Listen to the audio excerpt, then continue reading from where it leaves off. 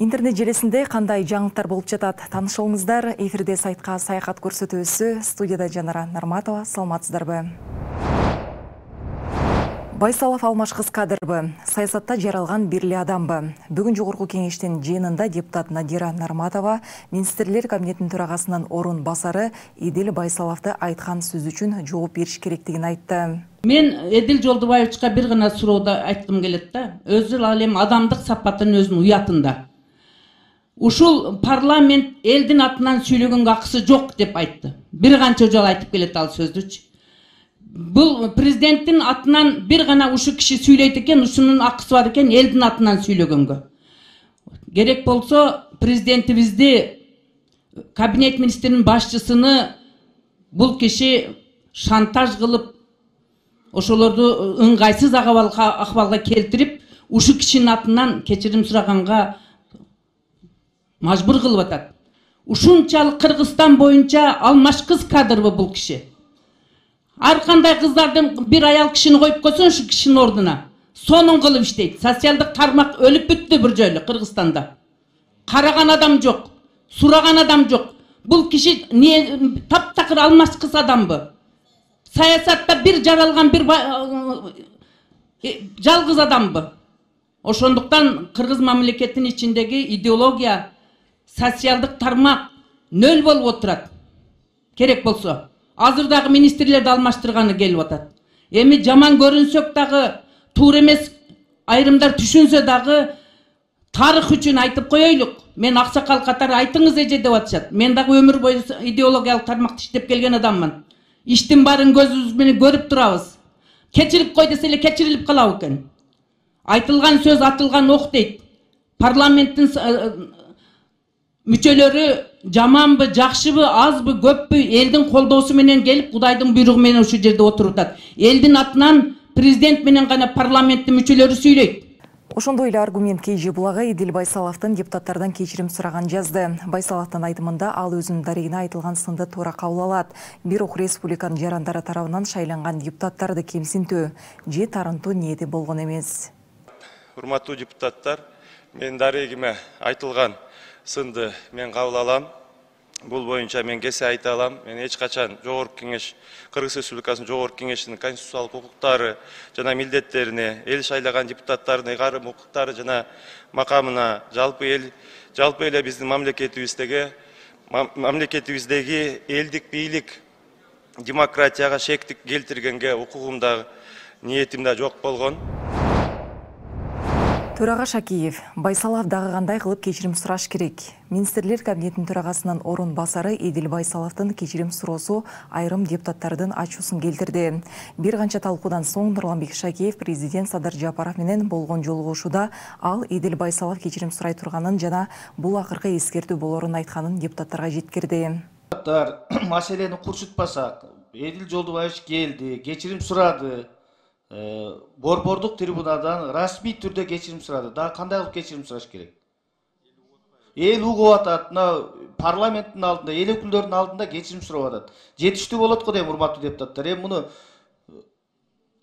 кечиримдүү бололу. Урматтуу депутаттар, буну талкууга айландырбай эле коелу.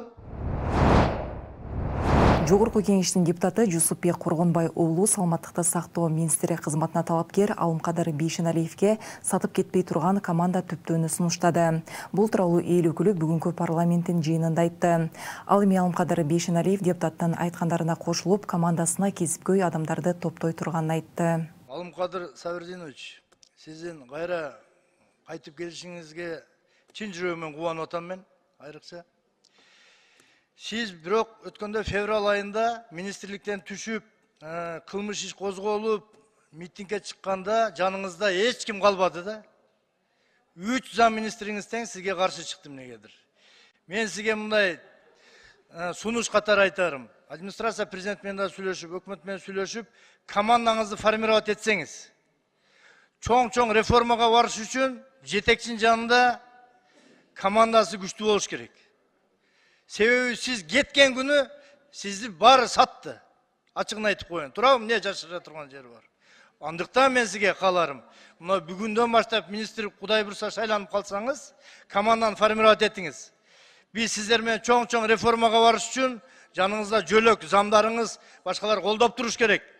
Ана испатишке жанақына қарсы шығып тұрса, еш кетпейді. Аласпай тұрлашы. Тура айтам бі я? Жооп беріп қойыңыз. Жусупбек Романович, сіз тура айттыңыз, себеби жанакы мага каршы чыккандардын бардыгын кимдер предлагать этип, мен каршы болгондо дагы болбой өткөрүп алган. Азыркы кезде мага бияка келип атканда мен ошол суроону койдум. Өзүм командам чогултам, профессионалдар замминистр болуш керек, начальник управления болуш керек, ошолордун бардыгын ушундай условия менен азыр келатам. Мен өзүм командам Депутат Бишкектеги жол тыгынынан нааразычылыгын айтты. Жогорку кеңештин депутаты Эмиль Жамгырчиев Бишкектин түштүгүндөгү автобус тилкелеринен улам жаралып жаткан тыгынга нааразычылыгын билдирди. Анын айтымында мурда Асанбай кичи районунан шаардын борборуна 25 мүнөттө жетсе, азыр 1,5 саатта жетип болот.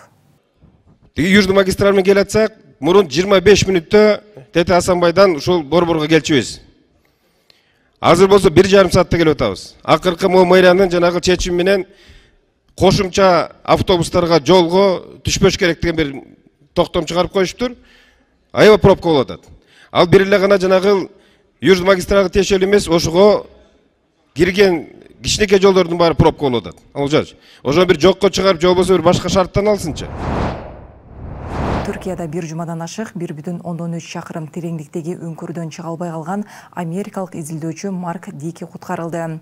Марк Дики 2-сентябрда морка үңкүрүнө түшүп жаткан учурда өзүн жаман сезип, ашказандан кан кете баштаган. Ал бул убакта үңкүрдүн түбүндө болгон. 40 жаштагы изилдөөчү абалы тууралуу кесиптештерине кабарлаганга үлгүргөн. Ушундан кийин аны куткаруу боюнча чоң операция башталып, ага бир нече өлкөдөн 200дөй адис катышкан. Маалыматка караганда үңкүрдөгү температура 4 градустан ылдый, рельефи вертикалдуу туннелдерден, куш өтмөктөрдөн жана чуңкурлардан турат. Жер бетине чыгууга Дикинин абалы начарлап, дарыгерлер ага жер астында кан куюуга аргасыз болушкан. Учурда изилдөөчү үңкүрдөн чыгарылып, дарыгерлер анын абалын көзөмөлдөп жатышат. Шектүү гей. Москвада башы кесилген адам кыргызстандык экени айтылууда. Москванын түндүгүндөгү башы кесилип өлтүрүлгөндөрдүн бири кыргызстандык экени айтылууда. Бул тууралуу чет элдик басылмалар жазып чыкты. Маалыматка ылайык мыкаачылык менен адам өлтүрүүгө шектелип жаткан адам өзбек жараны ал гей. Биринчи курман болгон адам бурятиялык белгилүү травматолог Доржо Аюшев болгон. Ал Москвага келгенде гей мигрантты батирине чакырган, бирок баасын келише албай ортолорунда чыр чыгып, анын башы кесилип өлтүрүлгөн. Кылмышкер муну менен токтоп калбастан Сейилбактан кезектеги курмандыгын тапкан. Ал Кыргызстандан келген жаран болгон. Шектүү аны менен жыныстык катнашка барып, кийин анын да башын кесип өлтүргөн. Полиция бир суткага жетпеген убакытта маниакты кармашкан. Азыр тергөөдө психологиялык, психиатриялык экспертизадан өткөрүү үчүн документтер топтолуп, видео байкоочу камералардагы жазуулар да изилденип жатат. Эске салсак, 12-сентябрда Москванын түндүгүндөгү Дружба Сейилбагынан кийин Фестивальная көчөсүндө батирден башы кесилген жансыз денелер табылган. Маркумдар бири-биринен 800 метр алыстыкта болгон. Өзбекстандын муфтийи паранжа кийингендерди сындады. Өзбекстандын мусулмандар дин башкармалыгынын төрагасы муфтий Нуриддин Халикназаров аялдардын паранжа кийиши боюнча пикирин билдирди. Ал ислам аялдардан жүзүн толук жабууну жана кара кийим кийүүнү талап кылбай турганын айтты. Видео насыятта диний башкармалыктын басма сөз кызматы жарыялады. Биздин мазхаб аялдарга чүмбөттөнүп, жүрүүгө буйрук бербейт. Динибизде сулуу көрүнүп, ашыкча нерселерден алыс болуу сунушталат, деди муфтий. Нуриддин Халикназаров кийим кийүү нормаларына токтолуп, ар бир элдин өзүнүн каада салты, кийимдери бар экенин айтты. Мусулмандар белгилүү бир формада кийим кийүүсү керек деген талап жок. Ислам бүткүл адамзатка жөнөтүлгөн, арабтардын өз кийими бар, түрктөрдүн өз кийими бар, Индонезия менен Малайзиядагы мусулмандардын өз кийими, өзбектердин өз кийими бар. Чекти билиш керек, бүткүл дүйнөдөгү шерменде кылган уятсыз кийимдерди кийинүүнүн да, араб тибиндеги өтө кара кийимдерди кийинүүнүн да кереги жок. Дененин айрым жерлерин жабуу зарыл эмес, деп белгиледи ал. Муфтий сакал коюу маселесине да токтолду. Ал жаш жигиттерге сакалды тийгиздөө керектигин эскертип, диниятчыларды исламдагы маселелерди акыл эс менен туура чечмелөөгө чакырды. Айры өпкөсүнө сайылып калган баланын абалы кандай? Жалал Абадта өспүрүм жуунам деп буту тайып кетип тике турган айрыга сайылып калган. Учурда баланын абалы жакшы. Дарыгерлер алгач айрынын сайылган тишин калтырып, калганын болгарка менен кесип алган. Айры баланын жүрөгүнө тийген эмес, бирок өпкөнүн эки жерине сайылып калган. Хирургдар балага операция жасап өпкөсүн тигип беришкен. Эскерте кетсек, окуя 25 августта Жалал Абадта болгон. Кытайда фермадан чыгып кеткен 70-тен ашуун крокодил изделип жатат. Кытайдын түштүгүндө сел учурунда фермадан чыгып кеткен 70-тен ашуун крокодилди издөө башталды. Кытай маалымат каражаттарынын жазганына караганда, өлкөнүн түштүгүндөгү Гуандун провинциясында нөшөрлөгөн жамгырдан улам сел жүрүп, анын кесепетинен 70-тен аша крокодил чыгып кеткен. Аймактык бийлик крокодилдерди кармоо операциясы жүрүп жаткандыгын жана жергиликтүү элди көчөгө чыкпоону эскертти. Жердин жашоочулары 437 жылда бир учуучу куйруктуу жылдызды көрө алышат. 12 сентябрдан 17 сентябрга чейин жердин түндүк жарым шарынын жашоочуларына 437 жылда бир учуучу Нишимура куйруктуу жылдызын көрүүгө мүмкүнчүлүк жаралат.